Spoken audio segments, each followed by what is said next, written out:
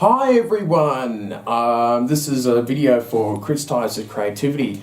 We're here to talk about Doctor Who. Now, the 13th Doctor has been revealed as Jodie Whittaker. Hopefully I've got that right. And yes, she's a female. And yes, the internet has gone into a fairly mostly predictable fashion in terms of that after, well, nearly 55 years of Doctor Who, the first Doctor is going to be a female. Now, it's not a complete shock. You could say that during the last few years, they've been preparing for this day, the Master becoming Missy. Even in the later seasons of Doctor Who, there was, even a little speech in the final episode about, Time Lords don't really care if they change gender or not. It's not such a big deal. So there was definitely some laying of the groundworks there, but I think some people were expecting a female Time Lord. Maybe it's the 14th or 15th Doctor, but I think with a new showrunner and probably a new companion, that's going to be the way it's going to be. They just thought, bugger it, we're going to cast a female. Now, some of the responses have been pretty interesting.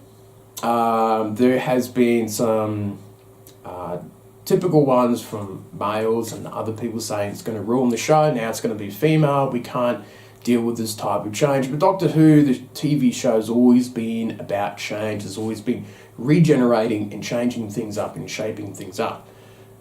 Now, personally, I don't really care if it's a male or female.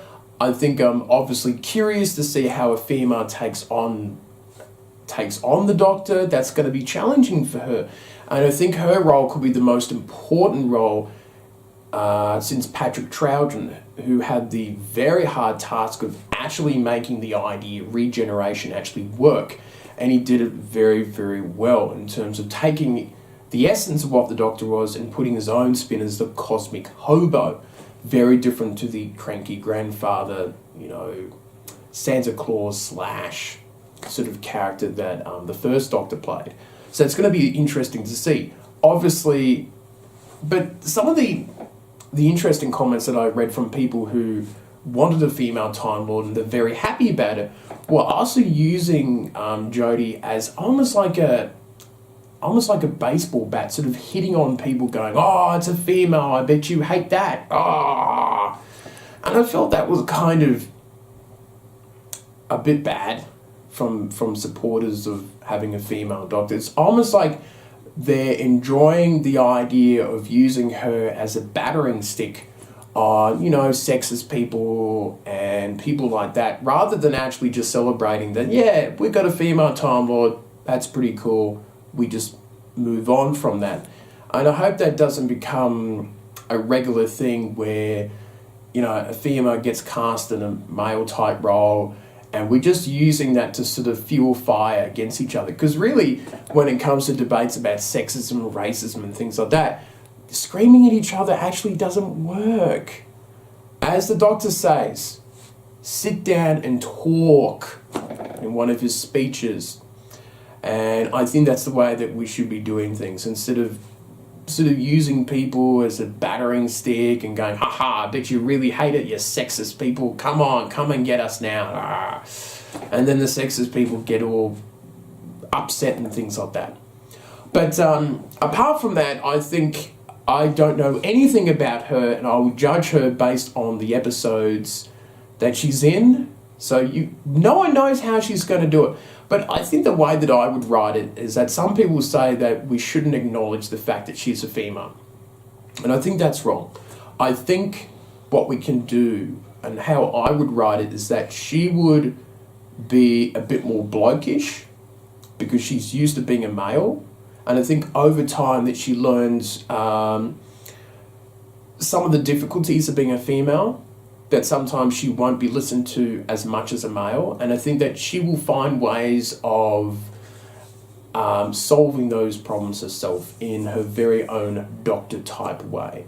I think that's going to be the interesting thing too. I think that would be some of the way that I would play with the storyline. Not all the time, but I think obviously for the first few episodes, You know, she might come across as a bit blokey, and then she remembers, oh, I'm a female now, right, this is a little bit of a different way.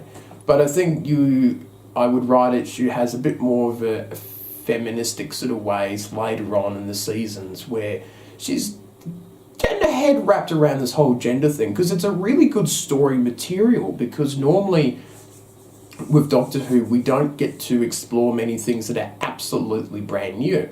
I think the last time was when the Master turned into Missy. That was an interesting sort of thing to explore. Now the Doctor's a female, that's some really good material to look at and to see what can happen.